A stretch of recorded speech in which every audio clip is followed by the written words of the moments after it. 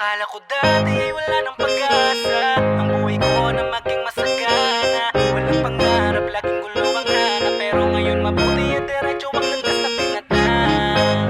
Para sa pamilya ko, lahat ay kakayanin. Mga pagsubok na darating, daraanan lang ang gusto makamit kung ano para sa Muli nating balikan yung mga nagdaan, iba't ibang pagsubok na rin ang nalampasan. Salamat sa pamilya kung sa'kin nagpatatag, upang sa mga problema ako ay makapalag. Laki na rin pala ng aking ipinagbago, yung dating ako na nakikita lamang sa may kanto, ngayon ay tumatahak na sa'king mga pangarap, dahil ako'y biniyayaan na ng 3 anak.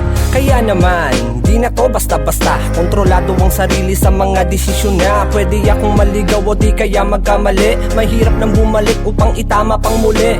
Yan ang dahilan kung ba't palaging nag-iingat, di na para sa sarili ang aking ibinubuhat, dahil ang mundo kong to'y nagkaroon na ng saysay, patuloy na hahakbang makamit lang ang tagumpay. Akala ko dati ay wala ng pag-asa, ang buhay ko na maging masagana. Walang pangarap, laging gulo ang hanap, pero ngayon mabuti at diretso ang landas na pinatang.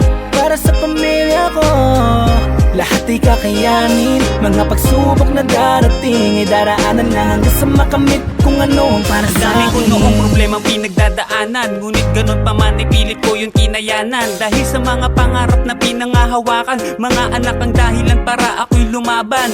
Kaya araw-araw ko na lamang ginalingan, mga biyayang parating hindi ko hihindian. Wala rin namang dahilan kung ba't ko tatanggihan, kaya lagi kong sinasabing mas lalong tindihan. Kaya buhat noon ang dami nang nagbago, ngayon meron na akong bagay na dating pinaplano. Kahit napakahirap ay pilit kong kinagato, pagod puyat sakripisyo yun lang ang tinaya ko, para lamang abutin lahat ng pinapangarap. Di man yun madali, pero dahil sa aking pagsisikap, mga pinagdaanan ko sa buhay ang magpapatunay. Yun ang naging dahilan para buhay ko'y Akala magkakulay. ko dati ay wala ng pag-asa, ang buhay ko na maging masagana. Walang pangarap, laging gulo ang hanap, pero ngayon mabuti at diretso ang landas na pinatang.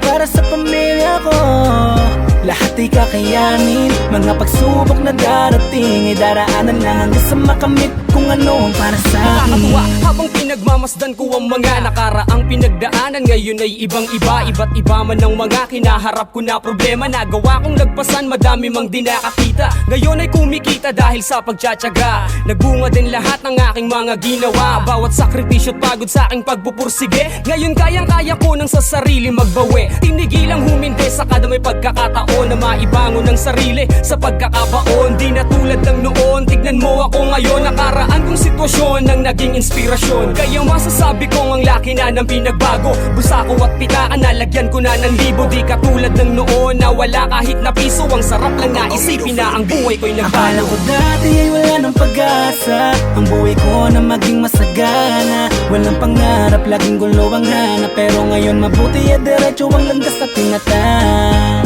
Para sa pamilya ko, lahat ay kakayanin. Mga pagsubok na darating, ay daraanan lang hanggang sa makamit kung ano ang para sa akin. Akala ko dati ay wala ng pag-asa, ang buhay ko na maging masagana. Walang pangarap, laging gulo ang hanap, pero ngayon mabuti at diretso ang landas na pinatang.